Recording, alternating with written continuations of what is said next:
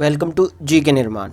आज है 31 अगस्त और आज के इस वीडियो में हम डिस्कस करेंगे आज के सारे इंपॉर्टेंट करंट अफेयर्स और उससे रिलेटेड सारे फैक्ट्स भी जो कि आपके आने वाले एग्जाम जैसे कि आपका एसएससी सीजीएल सीएचएसएल सीपीयू या डीएसएसबी केवीएस एनटीपीसी या फिर सुपर टेट जैसे एग्जाम जिनमें आपका करंट अफेयर पूछा जाता है के लिए इम्पोर्टेंट है। और आप इस वीडियो का पीडीएफ प्राप्त कर सकते हैं हमारे टेलीग्राम चैनल जी के निर्माण से। तो चलिए अब हम बढ़ते हैं अपने वीडियो की तरफ। तो हमारा पहला सवाल है कि सार्वजनिक क्षेत्र की किस कंपनी ने स्वच्छ भारत सेवा यानी कि स्वच्छता ही सेवा 2019 का पुरस्कार जीता है।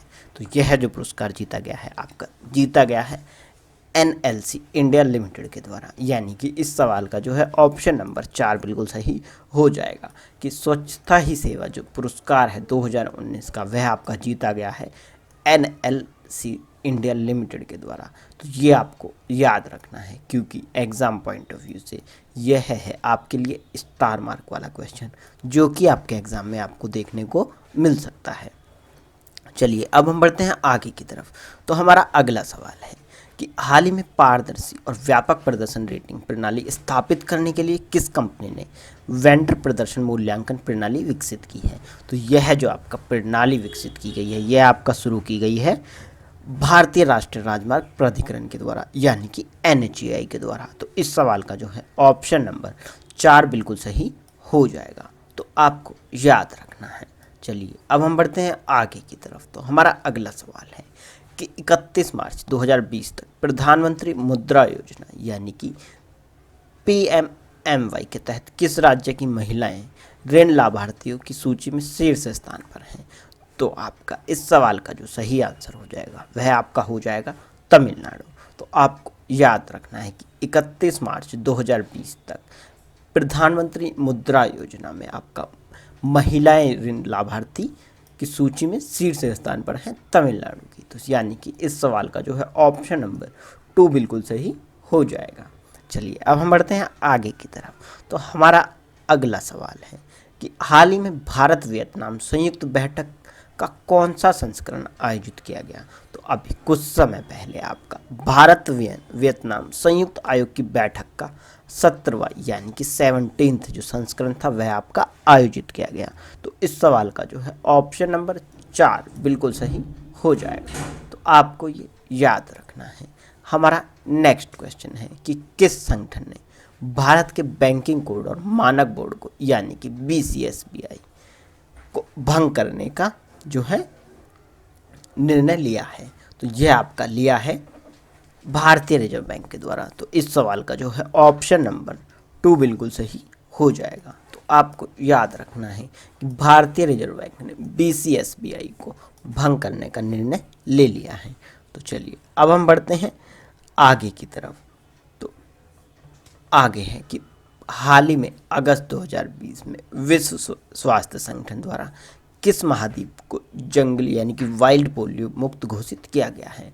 तो आपका WHO के द्वारा यानी कि विश्व स्वास्थ्य संगठन के द्वारा आपका अफ्रीका को वाइल्ड पोलियो फ्री कर दिया गया यानी कि वाइल्ड पोलियो मुक्त घोषित कर दिया गया है। तो इस सवाल का जो है ऑप्शन नंबर 4 बिल्कुल सही हो जाएगा। तो चलिए अब हम बढ़ते हैं आगे की तरफ। तो हमारा अगला सवाल है कि हाल ही में किसने भारत जापान व्यापार मंच का आयोजन किया। तो भारत जापान व्यापार मंच का जो आयोजन किया गया वह आपका किया गया इंडियन चैम्बर ऑफ कॉमर्स के द्वारा यानी कि इस सवाल का जो है ऑप्शन नंबर 1 बिल्कुल सही हो जाएगा। तो आपको याद रखना है कि भारत जापान व्यापार मंच का जो आयोजन किया गया वह आपका किया गया आईसीसी यानी कि इंडियन चैम्बर ऑफ कॉमर्स के द्वारा। तो ये आपको याद रखना है। चलिए बढ़ते हैं आगे की तरफ।